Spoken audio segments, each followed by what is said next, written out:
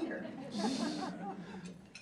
So our first EWISP recipient is from St. George's School. Alaina, if you could make your way to the stage. Alaina Jacobsen holds a 3.988 GPA.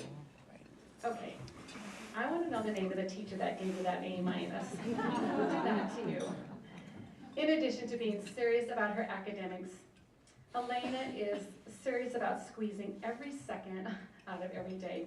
She's in advanced dance classes, a soloist singer, a member of an ensemble performance group. She acted in 7 plays, was the team captain of the History Bowl where they placed first in the state, a member of the National Economics team where they placed first in the state. Ms. Jacobsen devoted a combined total of 2,255 hours towards these extracurricular activities. But wait, there's more. In Alaina's spare time, she volunteered for the Northwest Museum of Arts and Culture as a team docent, the Bleecker Dance Camp. She was a writer-producer of global issue videos for cultural videos. She was a speaker at the TEDx Spokane conference, and she's the founder and president of the Women's Empowerment League. The Women's Empowerment League is a group of high school girls dedicated to educating themselves about women's issues locally and globally and performing community service for women's groups. Alaina works as a lifeguard and a swim instructor at the YMCA and teaches dance at Bleecker School Dance. She will be attending Whitman College in the fall and plans on continuing the Women's Empowerment League.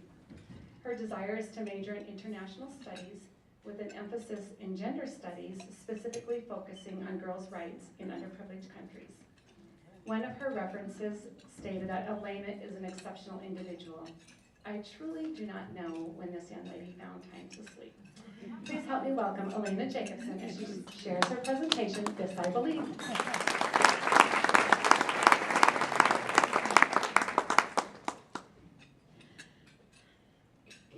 There is an old adage that says, if you educate a man, you educate an individual.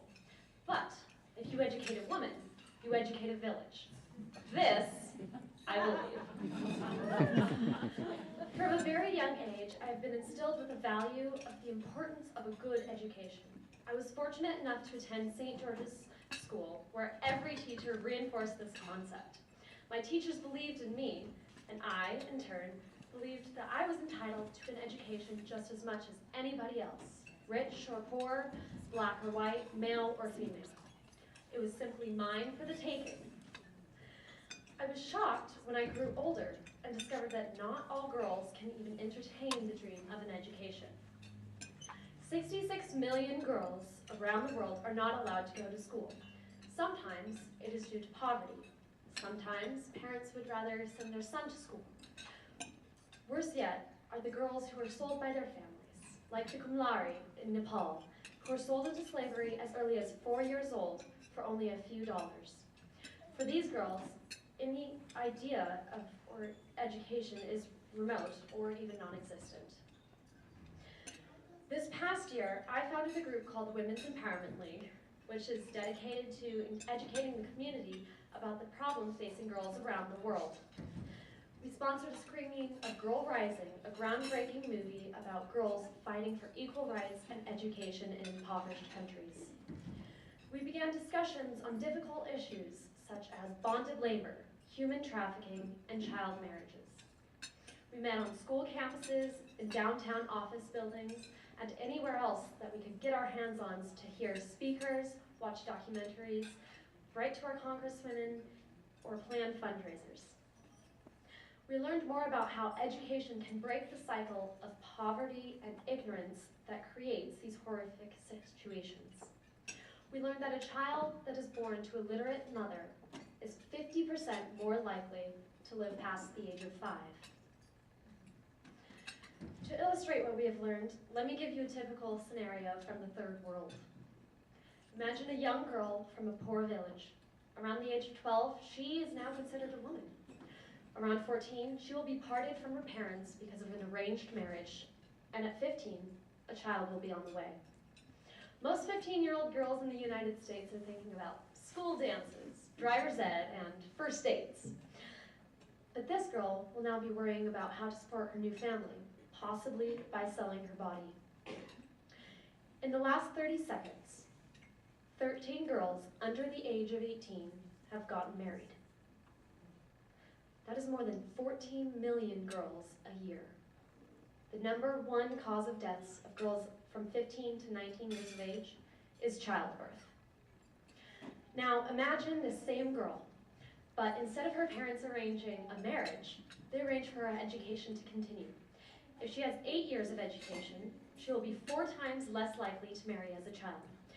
A girl with an extra year of education can receive a 20% higher income as an adult. She can bring new knowledge to the people of her village. She can create businesses or set up clinics or a school, and with the money brought into her village, the economy improves.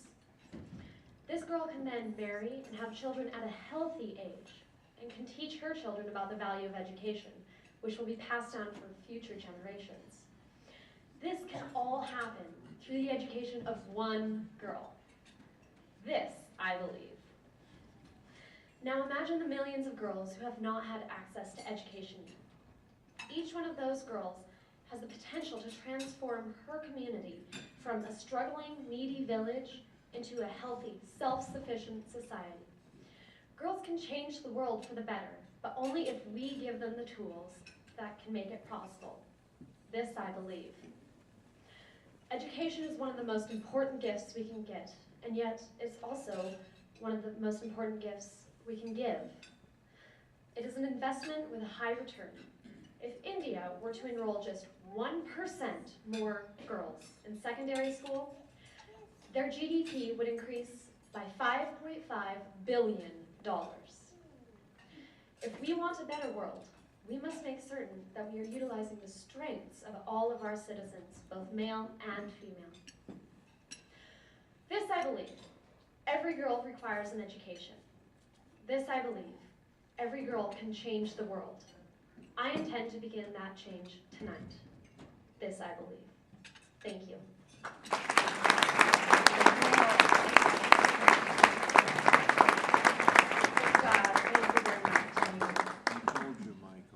Wow.